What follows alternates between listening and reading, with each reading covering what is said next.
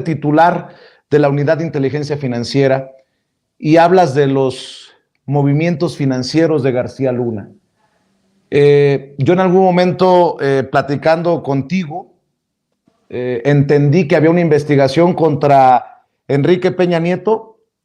Lo voy y lo pregunto a la mañanera y ya sabemos el desenlace. Se dio a conocer toda la información por parte del actual titular de la Unidad de Inteligencia Financiera. Déjame preguntarte ahora, como te lo pregunté en aquel entonces, sobre Enrique Peña Nieto. ¿Sabes tú de una investigación sobre Felipe Calderón en relación a sus finanzas, a sus vínculos tal vez con Genaro García Luna? Había una investigación sobre Felipe Calderón, y te lo pregunto porque hoy que sabemos lo que ha publicado la revista Contralínea, Calderón ha movido muchos millones. Yo pregunto,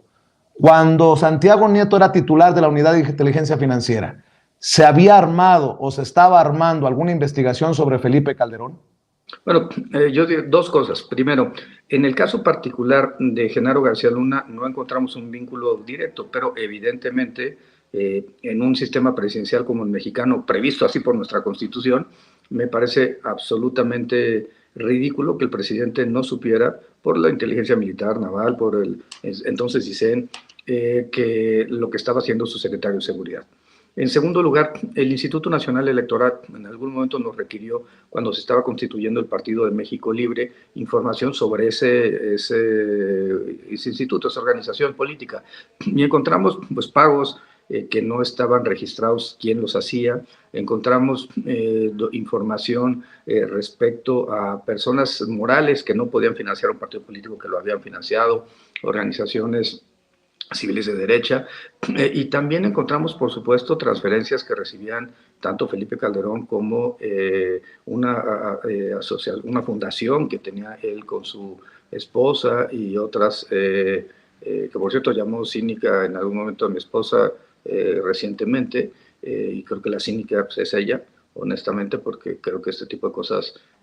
yo quisiera recordar cuál fue el proceso de financiamiento en México Libre para que empecemos a hablar sobre cinismo, y le entregamos toda esa información al Instituto Nacional Electoral, que era la instancia competente para conocer respecto del financiamiento de partidos políticos que evidentemente tocaban a Felipe Calderón en ese contexto.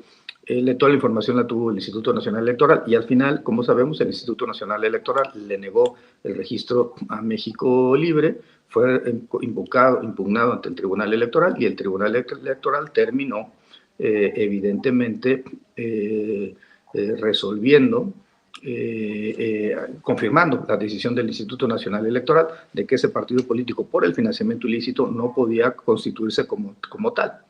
Después el resto de la historia ya la sabemos, regresamos Calderón al PAN. Pero el tema para mí central en este momento es que en un sistema constitucional como el mexicano, presidencialista,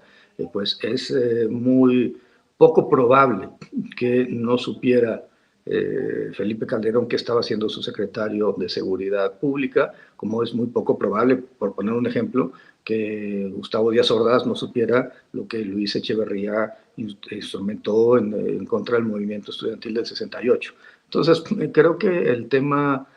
central está ahí. Hubo una actividad ilícita por parte de García Luna. Estados Unidos tiene datos del ámbito de la delincuencia organizada y en el caso de México pues hay actos de peculado que tendrán que seguir siendo investigados y sancionados. Creo que se ha avanzado bastante bien en varias de las carpetas. Insisto en que cuando yo salgo de la UIF ya no tengo posibilidad de tener acceso a esas carpetas, pero ha sido público y notorio que se ha librado órdenes de aprehensión en contra de Cárdenas Palomino, de Ramón Pequeño, de otras personas, y yo creo que hay que seguir en esa ruta,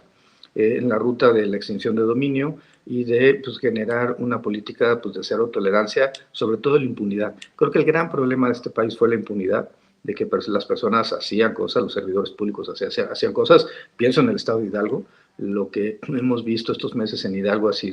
es un cinismo absoluto en un estado con tales niveles de pobreza, de marginalidad, donde hay tanta desigualdad social, es siniestro, es perverso, que se desvíen 522 millones de pesos en 2022 en los primeros meses para el pecunio o campañas electorales en las presidencias municipales, y por supuesto que tengamos por lo menos 1.400 millones desviados en las secretarías de Estado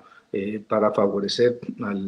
a los recursos de los servidores públicos, y ya empezamos por supuesto a investigar 2021 y hacia atrás, porque hoy precisamente acompañaba al gobernador en Tizayuca en un evento para la instalación de un centro de salud, y un regidor se me acercó y me dijo que habían visto ellos un desvío de 500 millones de pesos, pero que tenían miedo de acudir a las instancias para poder denunciar. Para un municipio, 500 millones es una cantidad muy importante, y si vamos sumando Santiago, municipio por municipio, pues realmente estamos viendo que fue un proceso de desfalco al país Santiago, que hay que combatir. sí,